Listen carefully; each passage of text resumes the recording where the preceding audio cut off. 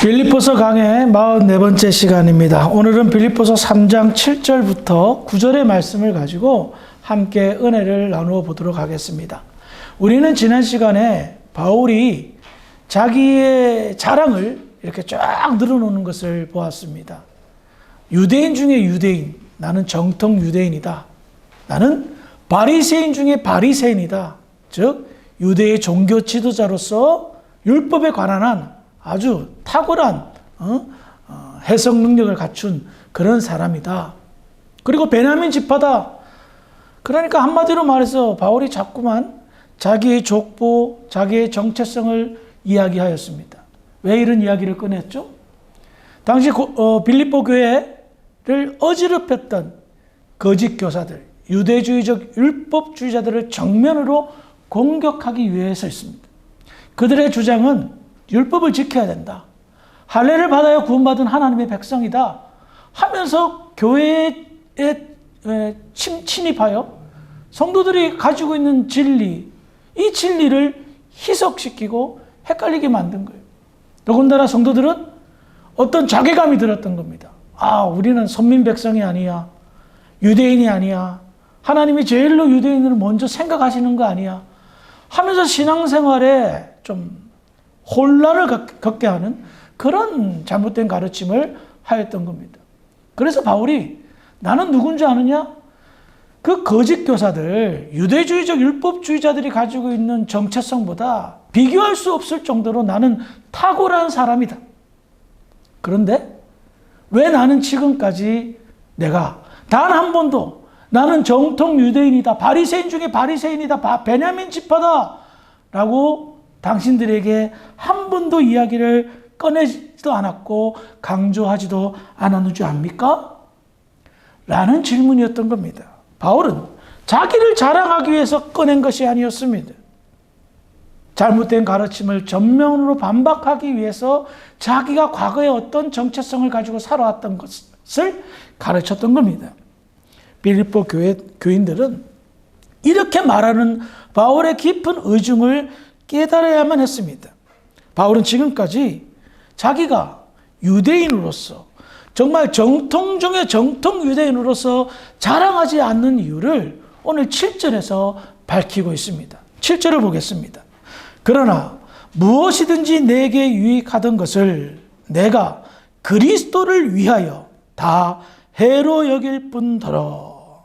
아멘. 그래요. 빌립보 교회를 어지럽혔던 거짓 교사들은 율법을 자랑했습니다. 할례를 자랑했습니다. 자기의 정체성인 정통 유대인을 자랑했습니다. 하지만 바울은 나 이런 거 하나도 자랑하지 않는다는 거예요. 왜요? 예수님 때문에 라고 말하는 겁니다. 예수님의 그 높은 은혜와 사랑과 주님을 생각해 볼 때 자기가 가지고 있었던 과거의 스펙들은 정말 보잘것없는 가장 부끄러운 것에 지나지 않는다는 것을 이야기하고 있다는 겁니다. 그래서 자기는 내가 자랑할 것이 도저히 예수를 높이는 것보다 내놓을 것이 없어서 주만 높인다는 거예요.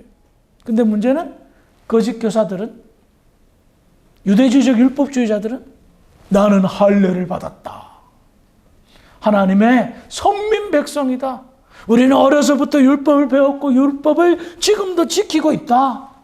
당신들 율법대로 살아야 된다. 할례 받아야 된다. 그래야 구원받은 하나님의 백성이고 하나님이 칭찬한다. 그들이 자랑한 게 뭐예요? 예수만 빼고 다 자랑했던 거예요. 주님만 빼고 십자가의 그 놀라운 역사를 일으킨 하나님의 아들이신 예수 그리스도만 빼고 엉뚱한 것, 바울은 배설물로 여기는 것들, 과거의 자랑들을 끄집어내놓고 자랑하고 높였던 겁니다. 그래서 바울은 그들에게 경고하며 빌립보 교회 성도들에게 일깨움을 주는 겁니다. 야, 너희들 그렇게 그런 것을 자랑하냐? 내가 자랑할 것은 예수님밖에 없다라는 겁니다. 바울은 이 모든 것, 즉 유대주의적 율법주의자들이 가르쳤던 것들, 그들이 높이는 것들, 그들이 자랑하는 것들, 그것이 다 나는 해롭다라고 생각한다는 거예요. 나의 신앙생활에, 나의 믿음 생활에 그 모든 것들이, 과거의 나의 것들이 다 해로운 것들이다라는 겁니다. 그런데 지금 와서 엉뚱하게 성도들에게 해로운 것을 가르치고 해로운 것을 주장하는 거예요. 그래서 역설적으로 주님만 찾자, 주님만 높이자, 오직 주님만 품자라고 가르치는 겁니다. 구약의 유물들을 가르쳤던 거짓 교사들, 그들은 주님에 비하면 가치가 없는, 비교할 수 없는 것들을 자랑하고 그것이 제일이라 여겼던 미련한 사람들이었습니다. 그 미련한 사람들의 이야기에 현혹되어 빌립보 교회 성도들은 미혹되었고, 예수 그리스도를 소유했던 그 마음을 내려놓고 어리석은 것들을, 미련한 것들을 붙잡았던 겁니다. 그래서 너무 답답하잖아요. 야, 그거 정말 어리석은 것인데 왜 이것을 붙잡고 있느냐. 그래서 그들이 일깨우기 위해서 8절에서 다음과 같이 이야기를 합니다. 8절을 같이 한번 읽어볼까요? 빌립보서 3장 8절 시작. 또한 모든 것을 해로 여김은 내 주 그리스도 예수를 아는 자식이 가장 고상하기 때문이라. 내가 그를 위하여 모든 것을 잃어버리고 배설물로 여김은 그리스도를 얻고. 자, 여기에서 바울이 강조하는 게 뭡니까? 그리스도를 얻고, 7절에는 그리스도를 위하여라고 말합니다. 그리고 이 모든 것들, 거짓 교사들이 주장하는 이 모든 것들을 내가 버리는 이유는 예수를 얻기 위함이라는 겁니다. 왜 그럴까요? 자, 율법은 구약의 유물입니다. 그런데 율법을 붙잡고 있으면 예수님을 붙잡을 수가 없는 거예요. 전통을 붙잡으면 예수를 붙잡을 수가 없는 거예요. 자기 주장이 옳다고만 하여 그 주장만 붙잡고 있으면 예수를 붙잡을 수가 없는 거예요. 그래서 다 해로 여긴다는 거예요.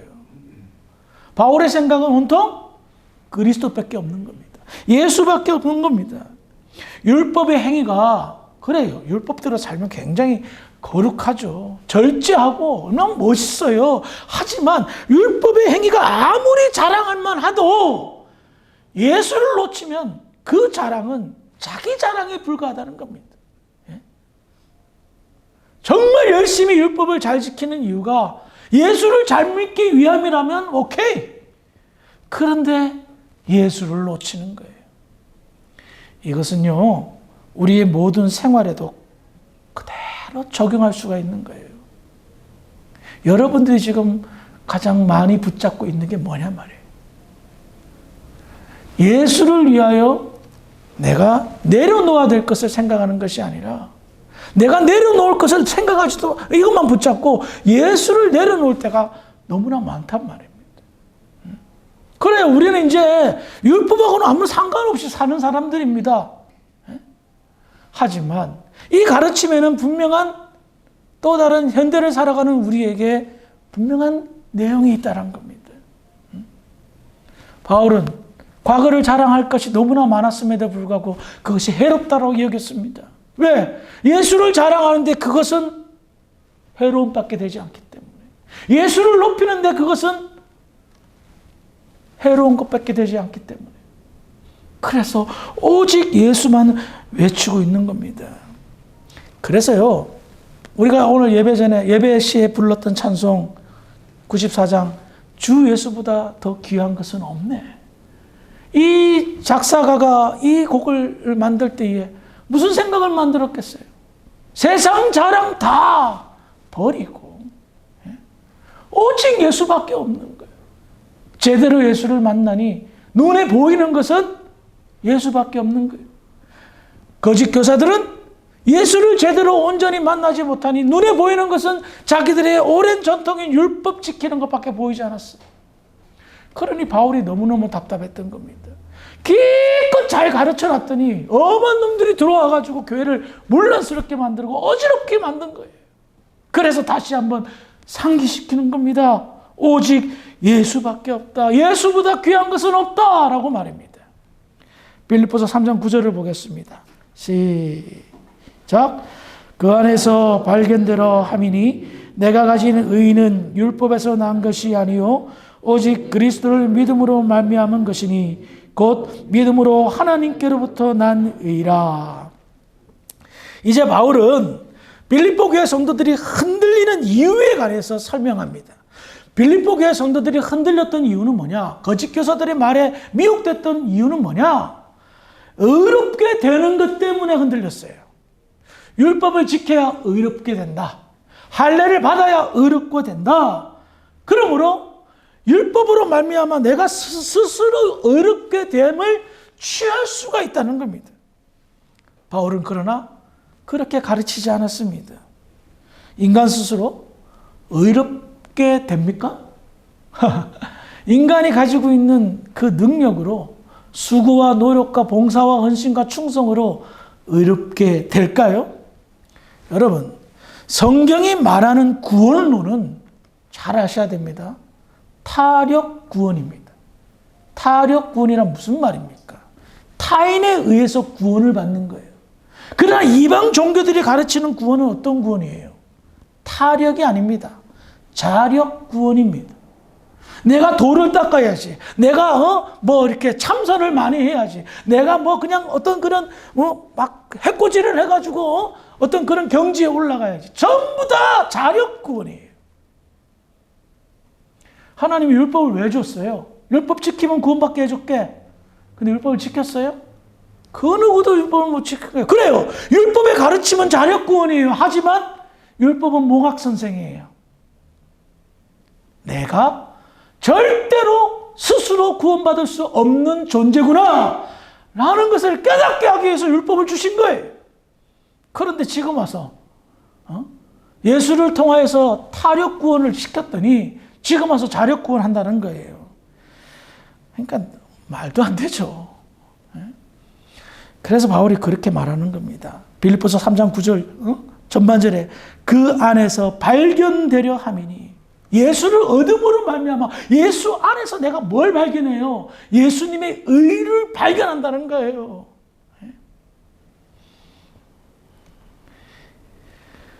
이 말씀은 나는 너희들의 선생이고 율법의 교사였고 바리새인 중에 바리새인 있고 그리고 또한 예수 그리스도를 가르치는 그런 복음의 선생이지만 나 자신으로서는 아무리 애를 써도 나는 완전하지 못해. 의롭지 못해. 오직 하나님의 은혜로 말미암아 구원을 받을 수 있어 라는 겁니다. 만약에 여러분들이 의로 말미암아 구원을 받았다고 칩시다. 자력 구원을 받았다고 칩시다. 아마 여기 계신 분들 저를 비롯해서 매일매일 불안할 겁니다. 왜냐고요? 죄 안 지어요? 죄 짓잖아요. 마음으로 짓는 죄도 죄잖아요. 행동으로 안 짓지만 우리 말로도 죄 짓고 마음으로도 짓고 생각으로도 짓고 행동으로도 짓잖아요. 그러면 다시 어떻게 의를 세워? 율법의 문제가 그건 거예요. 감당이 안 되는 거예요. 그러니 얼마나 불안하겠습니까? 불완전한 나로 내가 의로움을 취할 수 있다? 한마디로 말해서 나는 매일매일 죽음의 고통 속에서 불안불안하게 살겠다는 말입니다. 하지만 주님이 주신 그 의로움, 예수님으로 말미암아 얻게 되는 그 의로움은 뭐죠? 이신칭의, 믿음으로 말미암아 의롭게 된다. 주님의 의가 나를 덮어버렸다는 말입니다. 나는 불의한 사람인데 주님의 그 의로움이 내 온몸을 덮어버렸기에 하나님은 눈 감아 주신다는 말이에요. 그것을 가르쳤던 겁니다. 바울이 그렇게 가르쳤는데 그들은 깨닫지 못했던 거예요. 그래서 요한일서 1장 9절에 보면 만일 우리가 우리 죄를 자백하면 그는 미쁘시고 의로우사 우리 죄를 사하시며 우리를 모든 불의에서 깨끗하게 하실 것이요. 아멘. 그래요. 우리는 의로운 사람이 되었지만 여전히 죄를 지었기에 불의한 사람으로 되었기에 하나님께서 용서의 통로를 열어주셨어요. 예수님의 칭의는 그대로 인정하고 우리의 죄를 자백하면, 고백하면, 회개하면 용서해 주겠다. 없던 걸로 해 주겠다라는 겁니다. 그래요. 바울은요, 지금 빌립보 교회 성도들에게 가장 중요한 진리를 가르치고 있습니다. 의롭게 되는 것, 거룩하게 되는 것은 인간 스스로 취할 수 있는 것이 아니라 예수님을 믿을 때에 얻게 되는 것이고, 오직 하나님의 은혜로 말미암아 된 것이라 말하는 겁니다. 상식적으로 생각해봐도 너무나 맞는 말입니다. 인간은 의롭지 못한 불의한 존재이기 때문입니다. 지금까지 그 어떤 사람도 죄의 문제를 해결해 주지 못했습니다. 그러므로 그 죄값 때문에 죽음을 당하는 겁니다. 생명을 잃는 것입니다. 그것이 죄값을 치르게 하시는 하나님의 방법이었습니다. 지금까지 한 번도 죽지 않고 계속 사는 사람이 있어요? 없잖아요. 죄값 치르는 거예요. 인간은 스스로 어렵지 못하기 때문이라는 겁니다.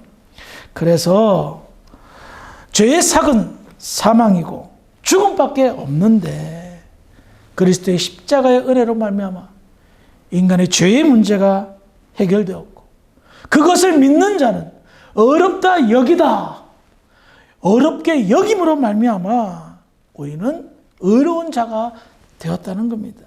그래서 바울은 9절에서 오직이라는 단어를 쓰는 거예요. 오직 그리스도를 믿음으로 말미암은 것이니.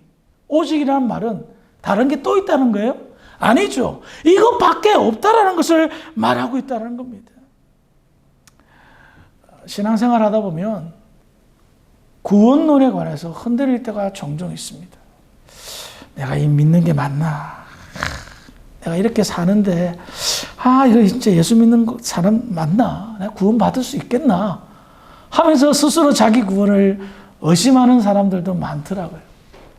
압니다. 왜냐하면 자기 스스로를 돌이켜보니 참 이거 하나님의 자녀답게 살지 않는다는 것을 자기도 인정하는 거거든요. 그 정도 되면 어느 정도 성숙한 거라 저는 생각합니다.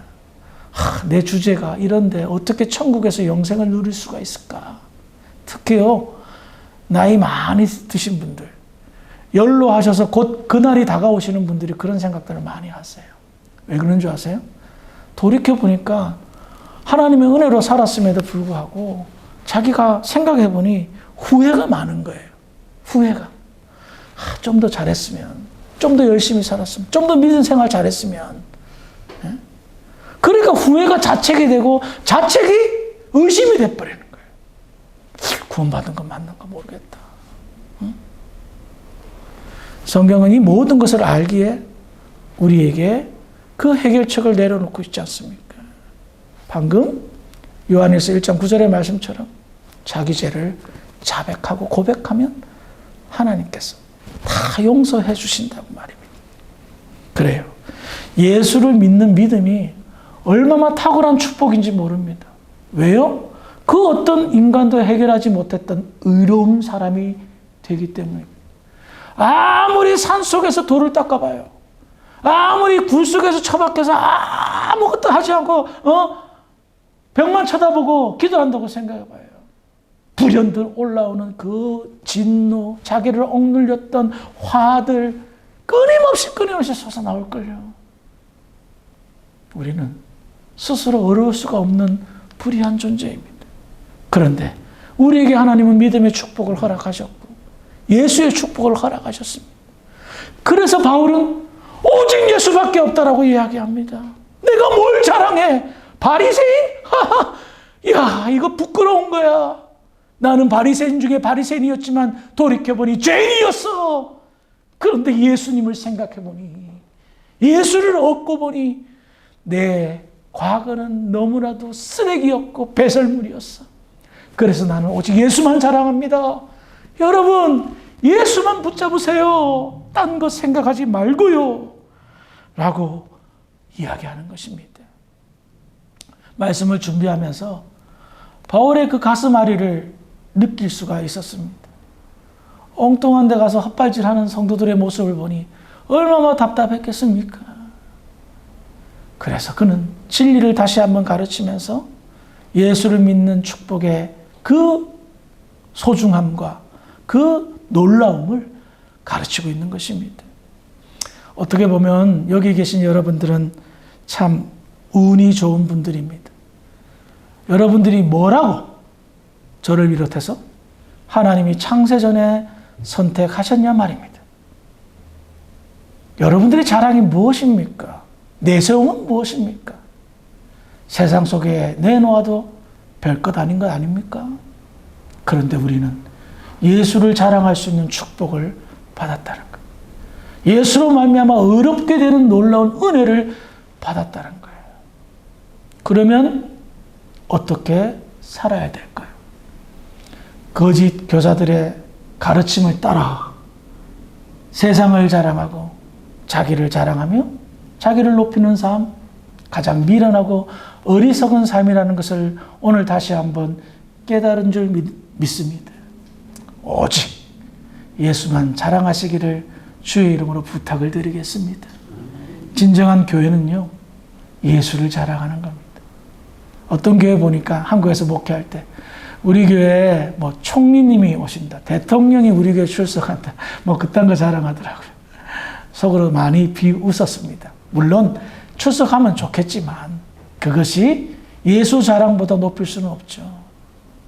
우리 주사랑교회가 정말 주님밖에 자랑할 것이 없는 그런 교회가 되기를 다시 한번 주의 이름으로 축원합니다.